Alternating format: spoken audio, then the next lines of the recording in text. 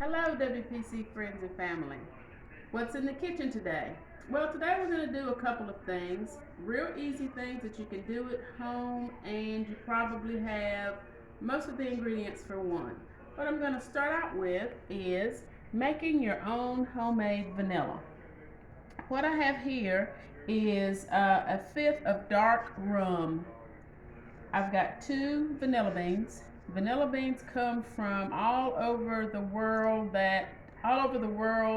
South America and Africa. The best place really is Madagascar. And those vanilla beans tend to be a little bit pricey. So when you're buying vanilla, pure vanilla, you're going to pay a whole lot more for it than you would for vanilla extra or vanilla imitation vanilla.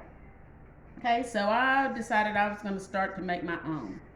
So I've got 2 vanilla beans here, and I'm just going to take the tip off of both beans. The process to get them to this point is quite amazing if you ever get a chance to watch a documentary on that. I know everybody's interested in that. But I've got my fifth of dark rum. I'm going to leave all of that, leave it all in the jar. I'm going to put my little tips in there. These 2 beans cost me about 15 bucks, so I'm not going to waste any of it. I'm going to stick my beans in, bam, bam, close it up tight, and then it's going to go in a dark corner for about 30 days. And you just want this alcohol to get darker and darker and darker. The darker the better for your homemade vanilla.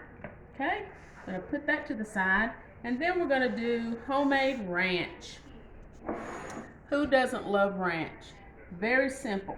We've got a cup of mayonnaise. My favorite is Duke's. My husband is a Miracle Whip guy because he's a northerner. So I told him that it was not acceptable for ranch. We use Duke's mayonnaise for that here. Okay, and any other of your favorite mayonnaise will do.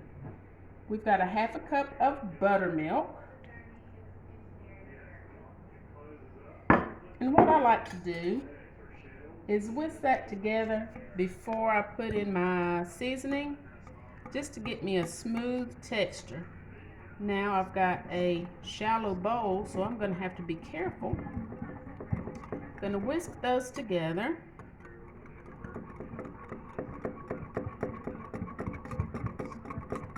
Okay, I've got a nice, smooth, textured mixture here. Put this off to the side. Then I'm going to use garlic powder, about 1/4 teaspoon. I've made it so many times, and I like mine very garlicky, so I add just a little bit more. And onion powder. These are powders, not salts.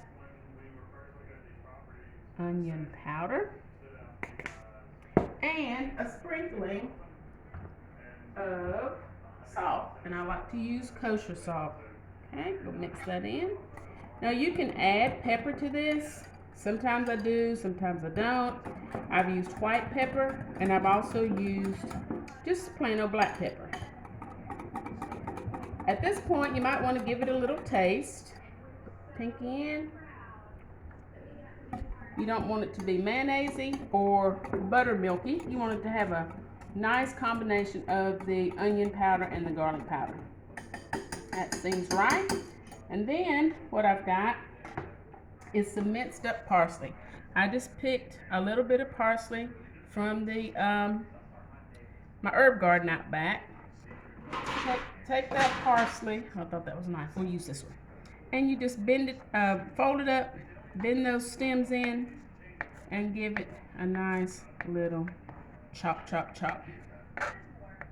Parsley gives it a little freshness, brightens it up a little bit. And yes, I do use my stems. That's where all your flavor is. This you should put in about a tablespoonful, and this looks like it's just a tad bit more, but the more the better in my book.